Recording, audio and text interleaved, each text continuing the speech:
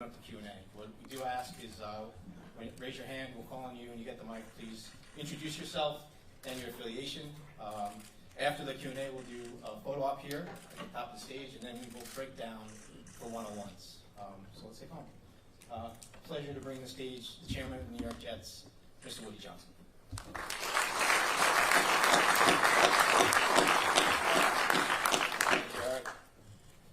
Good afternoon, everybody.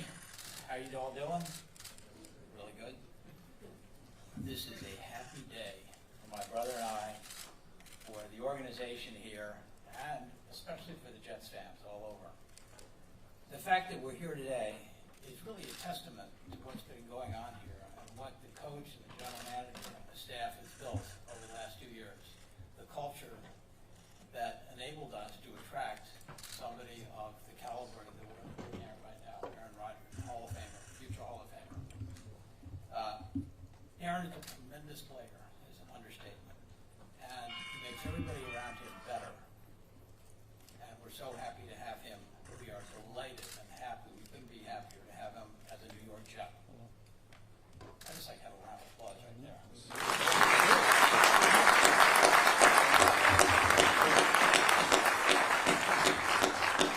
Welcome to New York, Aaron. Glad to have you.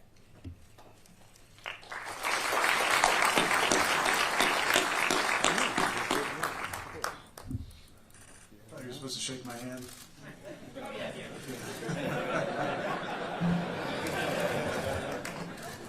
I want to say thank you to Christopher and Woody for bringing me here. Obviously, Coach Sala, Joe Douglas, my agent, Dave Dunn. This is a surreal day for me.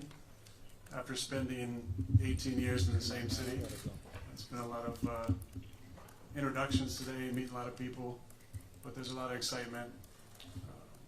I'm here because I believe in this team. I believe in Coach Sala.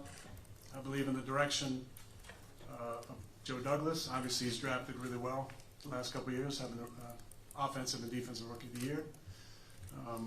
But big thanks to the Jets organization. Obviously, a big thanks to the Green Bay Packers organization for an incredible run. That chapter is over now, and I'm excited about the new adventure here in New York. So I'll open up to questions now. Okay. You raise your hand. Yeah.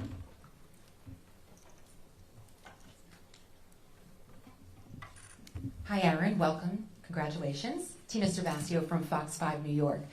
So you mentioned the draft just now, and you believe in the direction that Joe Douglas is taking the team, but what really attracted you to make you start thinking that the New York Jets would be the next team you would play for? Well, they smoked us last year, so I knew they had a good team. We got to practice against them a couple years ago, and I got to get to know Robert a little bit more, and I've always loved what he's all about. We played him in San Fran a few times, and mostly they got the best of us. But I liked the way that he was leading, his coaching style.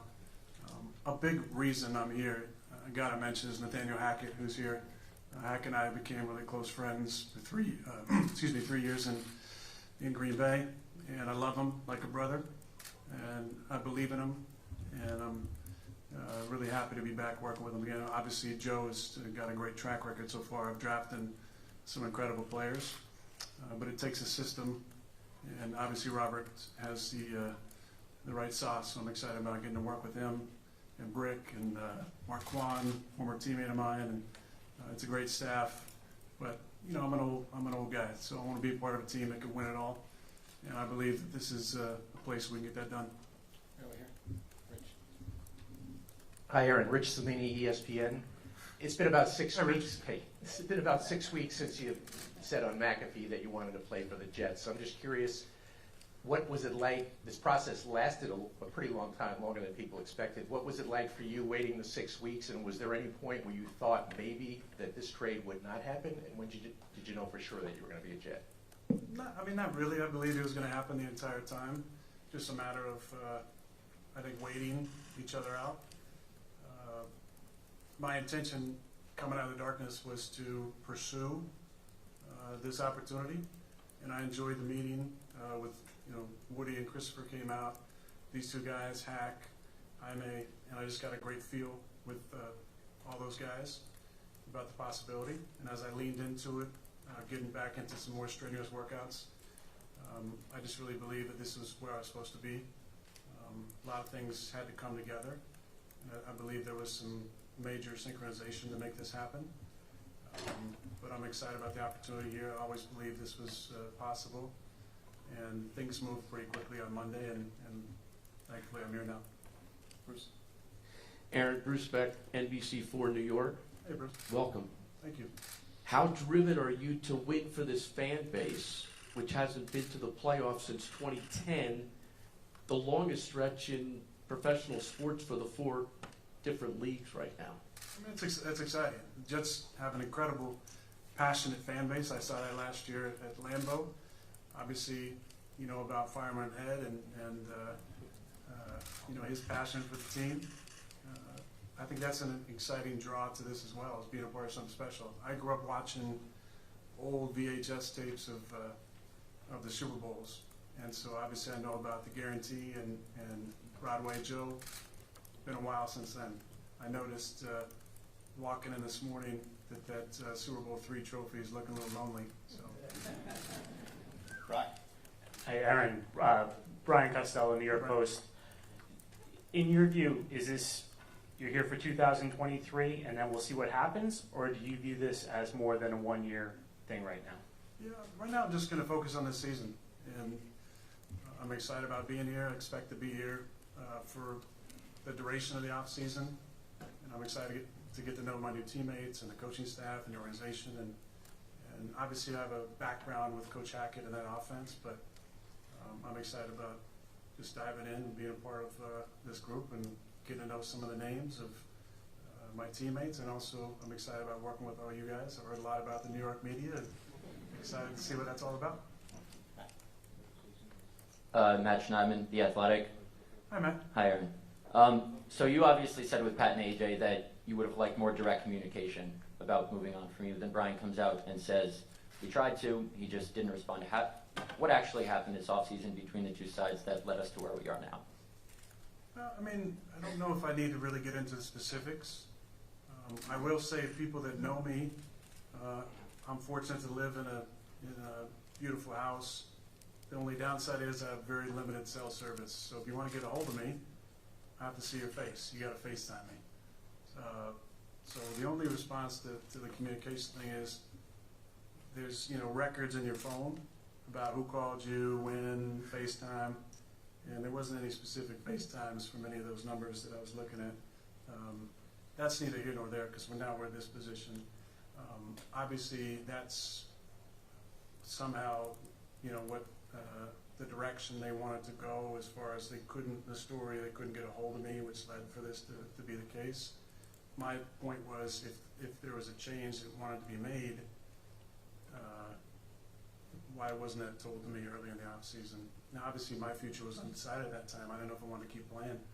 I wanted to go into my darkness retreat and sit with it and contemplate. But when I came out, it was evident that it was retire or move on to a new team. Right here. Aaron, Joe Messeri, Pix 11, over here. Hi. Hi. You mentioned thinking about retirement. I believe you said at one point it was like 90%. So how much about it was the Jets specifically and what they had to offer? Was it the Jets or retirement? And how much are you motivated by the fact that Green Bay maybe wanted to move on or was ready to move on going into this season? I mean, not really motivated by that, honestly. I'm very self-motivated, and I can find different ways to get that extra little inspiration all the time. It's when you get older, it's fun to go out and prove it each year that you can still do it, and that's enough motivation I think that I need. But this was a big draw because of the people you see on stage here, obviously Coach Hackett, the opportunity to be a part of a city that's hungry, that's a team, an incredible fan base that's hungry to win again.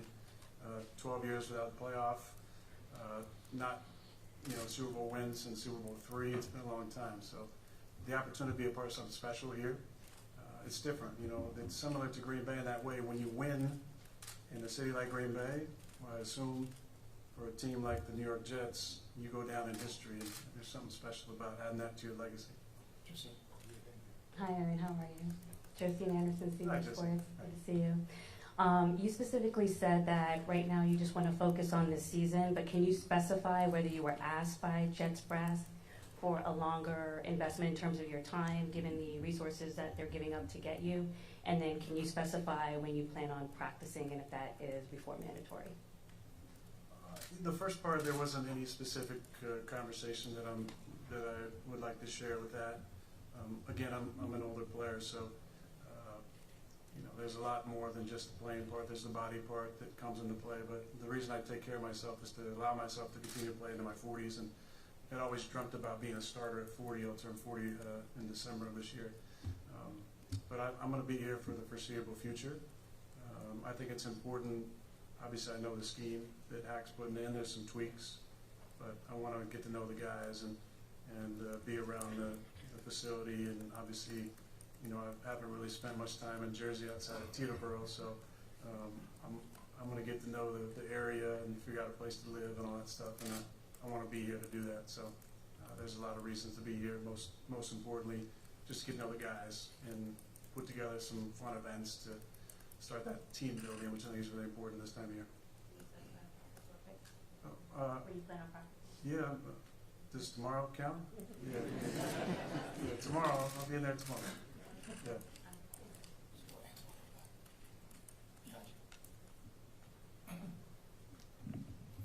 Hey, Aaron, Antoine Staley for the New York Daily News. How you doing? Good. I just wanted to know your motivation to continue to play at this point. Obviously, you said you were 90% retired, which you went to the Darkness Retreat. So just what motivates you at this point to continue to keep going at almost age 40? Well, it's joy. You want to be having fun what you're doing. If you're not enjoying it, then it's time to do something else. And I think the opportunity to work with Nathaniel again, to work with Robert, to be around Joe, to be around the Johnsons and the vision they have for the team. I think the excitement of a new chapter has really been fueling my off-season workout so far, and just the overall excitement level.